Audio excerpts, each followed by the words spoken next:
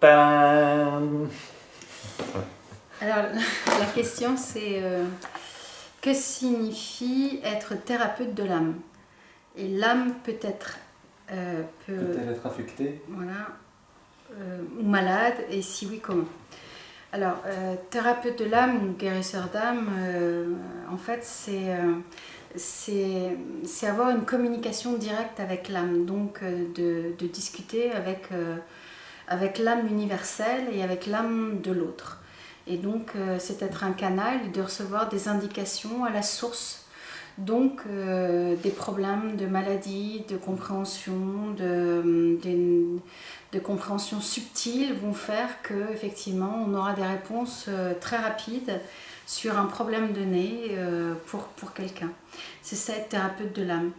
L'âme n'est pas malade. C'est souvent des questions qui reviennent. Est-ce que l'âme est malade, qu'on soit thérapeute de l'âme ou guérisseur d'âme? Non, c'est pas l'âme qu'on guérit, c'est la personnalité en fait. Mais la personnalité à faire des mauvais choix de vie ou être dans ses lourdeurs va repousser au fur et à mesure des vies l'âme qui en fait essaie de rentrer, mais en fait en la repoussant, la lucarne en fait va devenir de plus en plus petite et l'écoute de l'âme va être de plus en plus difficile. Donc certaines personnes vont avoir des expériences de vie très douloureuses, des blocages de vie, et vont pouvoir souffrir parce que l'âme communique par le mental, mais si on n'entend pas par le cœur, donc les émotions qui ne vont pas bien, et si on ne l'entend pas, ça va être la maladie. Donc quelqu'un qui va être très malade va avoir donc une terrible épreuve de vie et va venir en disant mais pourquoi, qu'est-ce qui se passe, etc. Et là c'est une chance pour qu'il ouvre son cœur à l'âme, il ouvre son cœur à cette écoute. Donc le guérisseur d'âme peut là intervenir en disant ben voilà ce que l'âme, en tout cas quel est son désir et quelle est son aspiration et comment on peut essayer de rentrer en conscience avec son âme. Donc l'âme c'est évidemment la conscience, il n'y a pas d'autre définition parce qu'on entend des choses quand même incroyables sur le net, mais c'est pas l'esprit, l'âme et l'esprit c'est rien à voir. L'esprit, c'est... Un petit peu quand même. Oui. Bon. Mais non, mais des fois on entend que c'est la même chose. Donc non, s'il y a deux mots, ça veut dire deux fonctions différentes. Donc l'âme, elle sert justement de rapport entre le corps et l'esprit. On se sert vraiment de la croix, c'est très facile à comprendre, hein, la croix, donc on a une verticalité, une horizontalité, et bien nous sommes le petit point au milieu qui doit faire fusionner le corps et l'esprit. Et c'est par la conscience qu'on évolue, parce que quand on a une conscience, on monte en plan de conscience, en sagesse, et donc plus on est un être sage, plus on guérit, et moins il y a de mots. Les mots, M-A-U-X, sont la problématique que vient guérir l'âme, justement, parce qu'elle va donner une compréhension subtile des choses. Donc elle amène une conscience, elle amène à l'être humain à grandir. Donc l'âme peut-elle être affectée? Oui, bien sûr, elle est affectée quand la personnalité ne choisit pas bien dans la vie des choix de vie négatifs, se laisse aller dans l'inertie, se laisse aller dans les débandades, la violence, l'agressivité, voilà, tout, évidemment ça c'est du laisser aller et du coup l'âme va... Ou la facilité. Ou la facilité. Et là dès lors on va appeler ça le karma parce qu'évidemment tout ce qu'on ne fait pas, eh bien, on va le refaire mais dans une vie, mais pire. Donc effectivement, c'est pour ça que la lucarne, elle va s'éloigner pour un moment donné, ça va tomber net dans votre vie parce qu'il va falloir faire attention, donc être à genoux, vous agenouiller. Est-ce que du coup tu peux nous expliquer ce qu'on appelle à tort les âmes perdues? Ouais, ce sont les âmes perdues, je disais pourquoi est-ce qu'on les appelle à tort des âmes perdues? Oui. L'âme n'est pas perdue. L'âme ne se perd pas, elle sait, elle est, elle a sa lumière, ce qu'elle attend c'est que son élève, la personne, l'être en incarnation, réponde à son appel. Donc, l'âme perdue c'est plutôt la personne qui serait perdue et qui aurait perdu son âme. Parce qu'elle l'a rejetée. Parce qu'elle l'a rejetée. Mais l'âme n'est pas perdue en soi, elle est toujours là. Vous pouvez toujours l'appeler, vous pouvez toujours vous connecter à elle, mais l'âme, comme c'est l'agent karmique, si vous n'êtes pas dans la vérité avec elle, eh bien elle va vous mettre des épreuves terribles, parce qu'elle ne supporte que la vérité. Elle est sur le plan de la vérité. Donc si vous n'êtes pas sincère, s'il n'y a pas de compassion, s'il n'y a pas d'humilité, s'il n'y a pas de champ de conscience, de compréhension du mal que vous avez fait, et puis vous vous dites non, moi tout va bien parce que je suis bien pensant et que ce que je fais est bien, si vous vous dites ça, bah, c'est loupé, parce que l'âme va vous faire vraiment plier genoux jusqu'à temps que vous compreniez une démarche d'humilité. Voilà, donc les maladies, ben oui, évidemment, ça c'est quand on n'écoute pas du tout. Et si oui, comment, comment est-elle affectée, ben, on vient de le dire, c'est-à-dire que moins vous êtes sur le respect, l'amour, la bienveillance, les lois divines pour autrui, plus l'âme est affectée en fait. Et ce qu'on peut éventuellement appeler à tort des âmes perdues, en fait, dans le langage courant, je pense que ça fait essentiellement référence au phénomène des entités ou des corps énergétiques. Hein, on parle, même des fois dans les films, on dit oui, les âmes perdues qui continuent d'errer sur Terre. En fait, c'est pour ça que je disais qu'on appelait à tort ces choses des âmes perdues, puisque ce ne sont pas des âmes. L'âme, elle connaît les lois, elle connaît le cycle. Quand elle n'a plus lieu d'alimenter sa personnalité, soit parce qu'il y a eu décès, soit parce que la personne rejette l'âme, elle se retire. Mais ce qui peut se produire, c'est qu'au moment du décès, le corps énergétique de l'individu, lui, aura été tellement plombé, tellement solidifié, bétonné dans ses certitudes, dans ses désirs, dans toutes ses dépendances à la matière, que ce soit la luxure, l'alcool, enfin les nourritures et tout le package, eh bien ce corps énergétique, lui, aura le réflexe de se comporter encore comme un humain dépendant à la matière. Donc, au lieu, le fameux tunnel de lumière que voient les personnes qui ont vécu des morts imminentes, enfin des expériences de mort imminente, les NDE, en anglais, NDE, eh bien, ce passage-là ne sera pas emprunté, ce qui veut dire que les corps énergétiques, ce qu'on appelle à tort les âmes, sont retenues sur Terre. Elles restent dans le bocal, parce qu'elles continuent de répéter leur schéma, leur dépendance. Donc en fait, peut-être que ce qu'il faut entendre par âme perdue, ce sont en fait des corps égarés. L'âme en soi, c'est donc cette qualité de conscience qu'on a quand on dit qu'on a de l'âme. C'est souvent interprété par le cœur. C'est vrai parce que elle se situe dans le cœur. La conscience se situe dans le cœur, mais on l'entend dans la tête. Donc il y a une compréhension à faire à ce sujet. Et puis l'âme, elle va grandir au fur et à mesure. C'est pareil quand on a une connexion à son âme. Ça dépend de l'âge de l'être, mais cette connexion, elle va toujours grandir. C'est pas noir, c'est pas blanc, c'est pas quelque chose, c'est pas un caillou qu'on gagne, c'est pas un objet.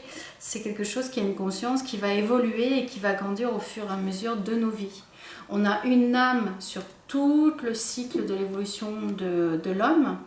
Et à chaque fois qu'on se réincarne, elle reprend là où on en était d'ailleurs de notre évolution et de notre travail à faire. Voilà. Est-ce qu'il y a autre chose à dire ? Ouais, il y a une dernière question qui porte sur le... Alors là, ce sont les messages qu'on a mis en ligne sur le site des Messages pour la Terre. Et c'était en lien avec le portail de l'âme, donc message pour la pleine lune du Cancer de juillet 2016. Un message en date du 18 juillet. Et il y avait, alors on a une personne qui rebondit sur l'une des phrases du message, à savoir « Vous rejoignez l'âme commune de la planète en tant que réalité propre. Vous êtes donc invité à élever tous les miasmes et impuretés. » Et la question est de dire... Je pensais qu'il fallait discipliner et nettoyer le non-soi afin d'éviter de le faire remonter et ainsi polluer les plans supérieurs. C'est vrai. Donc en fait, je pense que c'est plus une question de comment on pourrait dire, de syntaxe, parce que la personne qui nous pose cette question a très bien compris. Effectivement, on dit toujours qu'on a le devoir ou de maîtriser ses corps, donc pour ne pas faire remonter de pollution vers les centres supérieurs ou vers les plans supérieurs. Là, en fait, je crois que ce qu'il faut entendre dans ce message, quand on dit que nous sommes invités à élever tous les miasmes et impuretés, quand on parle de miasmes et d'impuretés, on parle des résidus ou des pollutions dues aux pensées ou aux comportements antérieurs. Ça peut être, quand on dit ça, pour que ça soit bien concret pour vous, c'est en fait des conditionnements mis au clair. Donc justement, quand on pose un problème, on pose un problème sur la table, voilà, ma problématique est que je n'arrive pas à faire ceci, ou que je me sens mal dans cela, ou que j'ai un stress, une angoisse, un blocage. Si on fait appel à sa lumière de conscience, donc à la lumière de l'âme, on va porter une clarté d'esprit sur la problématique. Et donc, va nous arriver des idées neuves, des idées constructives qui vont pouvoir éclaircir le problème pour le résoudre. Donc en fait, quand on dit qu'il faut élever ses miasmes, c'est que quand on a la vision sur un conditionnement réflexe, sur une habitude, et que tout à coup on a vu ce qu'on y mettait, l'émotionnel, ce qu'on y mettait, les pensées négatives, les lourdeurs, etc. On a conscience que là, il faut élever ces vies mineures, donc cette conscience basse qui nous a fait prendre de cette lourdeur.